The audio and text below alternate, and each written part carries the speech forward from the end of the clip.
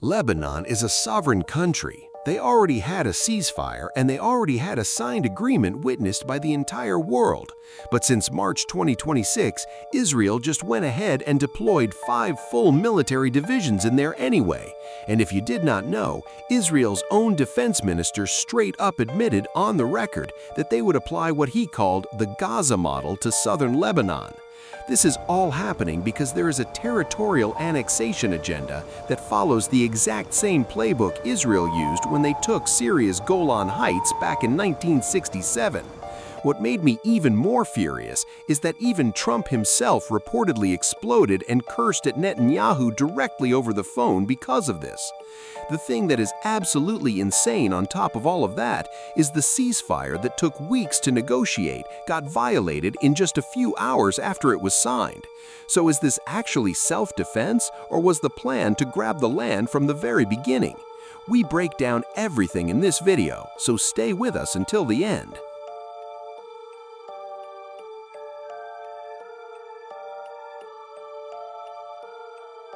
Okay, so let me ask you something first. Did you know that Lebanon and Israel actually had a ceasefire?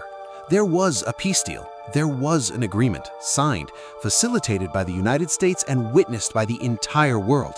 But right now, that same country is being invaded again, destroyed again, bombed again. And what makes me even more furious is this all happened within just a few months.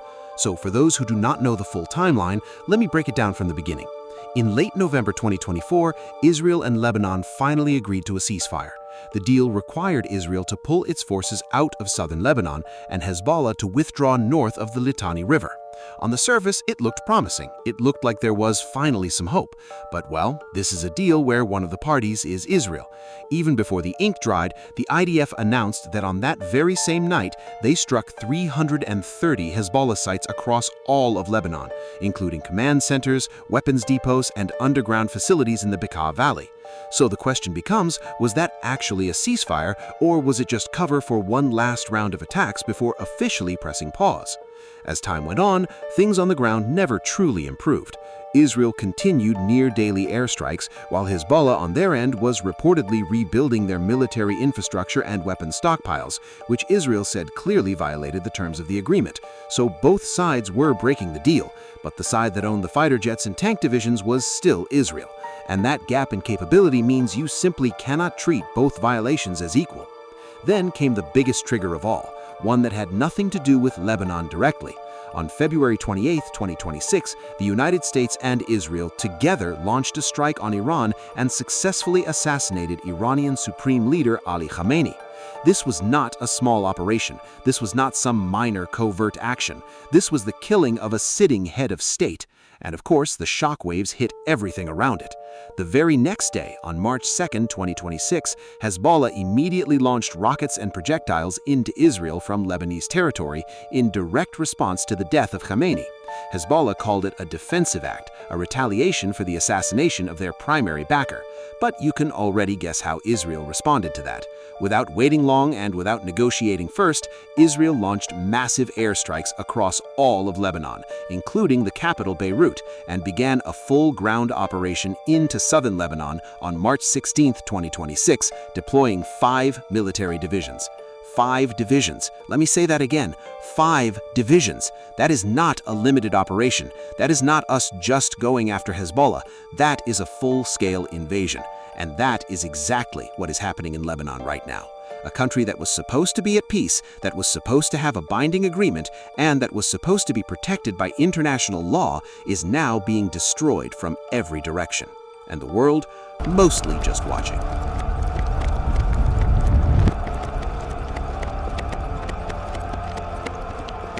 If you listen to the Israeli version of events, the operation sounds clean, organized, surgical.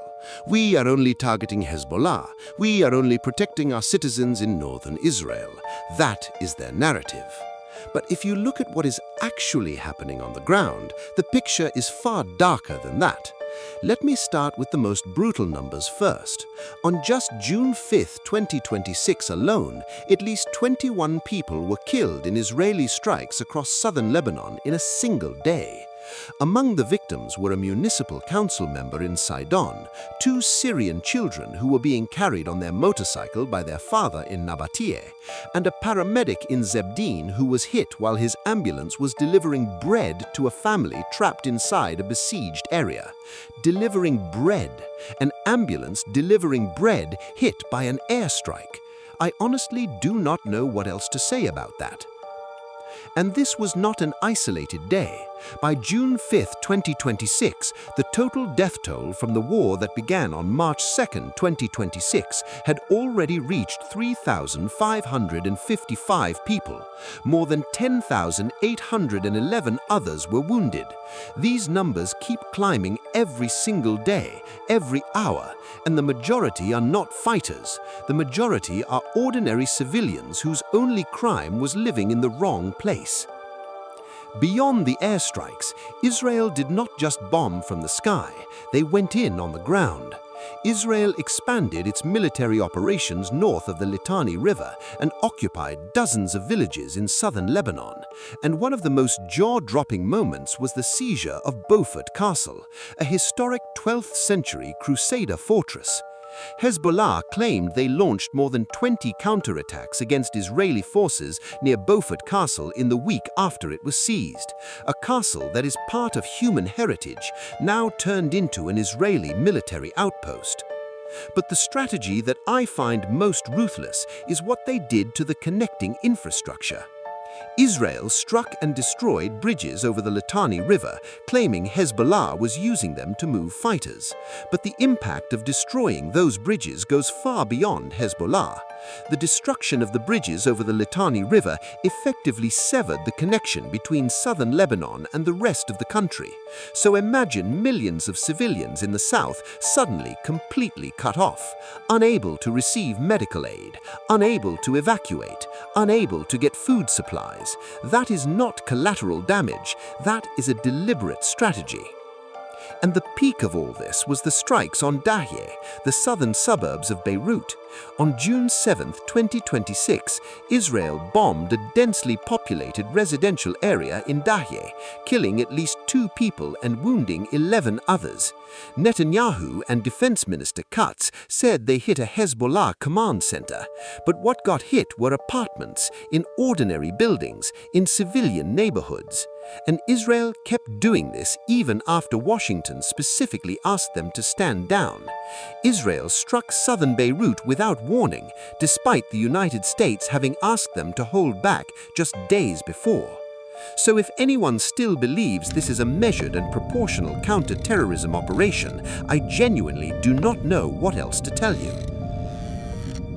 Okay, now we get to the part I think matters most, and the part that makes me the most angry, because this is about narrative, about how Israel constructs a story in front of the world to make what they are doing look legitimate, look legal, and look reasonable. And their main narrative is this: all of this is self-defense. I am not gonna lie, the first time I heard that framing applied to a full-scale invasion, I almost laughed. Self-defense? With 5 military divisions? With airstrikes on the capital of a neighboring country? With destroyed bridges and civilian infrastructure? With the occupation of historic castles? That is what they're calling self-defense? The official legal cover they use is United Nations Security Council Resolution 1701 from 2006. That resolution does require the area south of the Litani River to be free of armed militias, and Israel says since Lebanon and the UN failed to enforce it, they had no choice but to step in and do it themselves. Sounds reasonable, right? Until you actually read that same resolution, because the same document also prohibits Israel from entering Lebanese territory by land or air. But in reality, they go in every day, every week, and now it's a full invasion. So it seems the rules only count when they benefit Israel, and everything else gets ignored.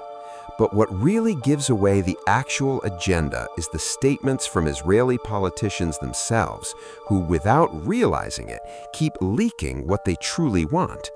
Finance Minister Bezalel Smotrich, one of the most hardline right-wing figures in Netanyahu's cabinet, openly stated that Israel's official border has been permanently extended to the Litani River.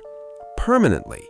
He was not talking about a temporary buffer zone, he was talking about a territorial claim, and he didn't whisper it, he said it publicly. And according to many geopolitical historians, this is not a new pattern at all. This is almost identical to what Israel did with Syria's Golan Heights back in 1967. First, they entered under the pretext of needing a military buffer zone. Then they stationed forces there. Then they built settlements. And eventually, in 1981, the territory was formally annexed and made a permanent part of Israel. The process was slow, but the outcome was permanent. And now, if you look at southern Lebanon through that same lens, the pattern is identical. A buffer zone controlled by Israel does not mean a neutral zone. A buffer zone controlled by Israel means the first phase of a longer process that ends in annexation. And what makes this even more serious is the historical precedent. Israel already occupied southern Lebanon from 1978 until 2000, a period of 22 years, and that occupation only ended after the United Nations demanded Israel leave. So the obsession with this territory did not come from nowhere.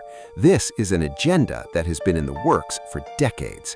And all of this becomes even more credible when you factor in the broader ideological context of Greater Israel, a vision held by far-right factions within Israeli politics that imagines Israeli territory expanding into Lebanon, Syria, Iraq, parts of Saudi Arabia, and even parts of Turkey. To some people, this sounds insane, but to the faction currently sitting in Netanyahu's cabinet, this is not a conspiracy theory. This is a political manifesto.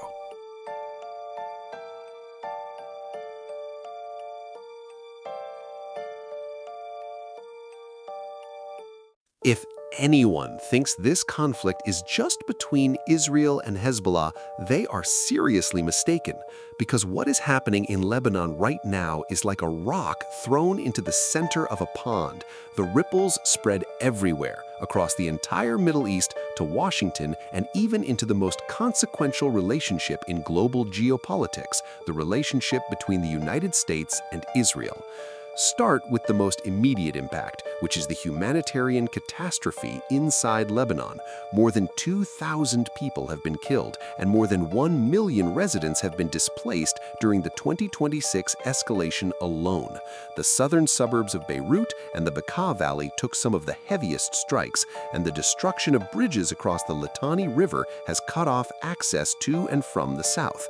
Imagine 1 million people who suddenly have no home, who cannot go back, and who do not know when this ends. And the vast majority of them are Shia civilians from southern Lebanon, a community that has lived on that land for generations. And this is where the second danger emerges, the threat of internal civil conflict within Lebanon itself. Because when millions of Shia refugees pour into areas that are majority Christian or Sunni, it automatically creates tension, not because the local people are inherently hostile, but because they are terrified that if they shelter refugees, their village will be accused of hiding Hezbollah members, terrified that their neighborhood will be bombed next. And that fear, if left unmanaged, can ignite into sectarian violence. Lebanon already lived through a civil war from 1975 to 1990. Every rational person in that country does not want to go back there. This is why Lebanese President Joseph Aoun publicly called what Netanyahu and Hezbollah are doing a feudal war that will never reach its desired outcome, and said the Lebanese people are completely fed up with all of it. But his own position is not easy either, because on one hand, he cannot simply force Hezbollah to disband, and on the other hand, Israel keeps striking while blaming the Lebanese government for failing to control the armed groups within its own borders.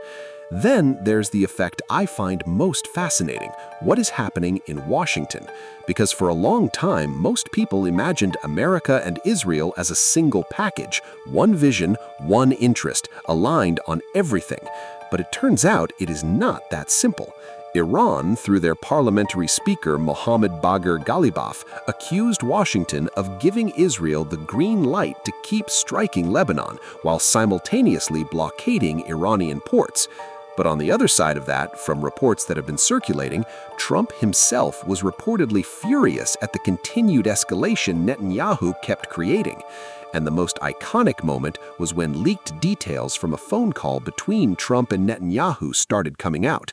Trump was reportedly heard saying something to the effect of, "If it were not for me, you would be in prison, and now everyone hates Israel because of you." That wasn't coming from an enemy of Israel. That came from Israel's biggest ally. And what does that tell you? It tells you that even in Washington, patience with Israel's behavior is running out.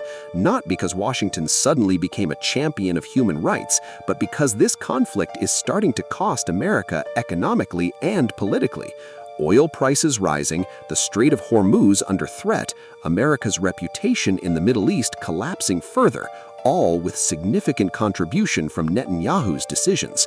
A ceasefire facilitated by the United States was agreed upon on April 16, 2026, but even that was only a 10-day truce designed to create space for further negotiations, and on the ground, strikes continued anyway.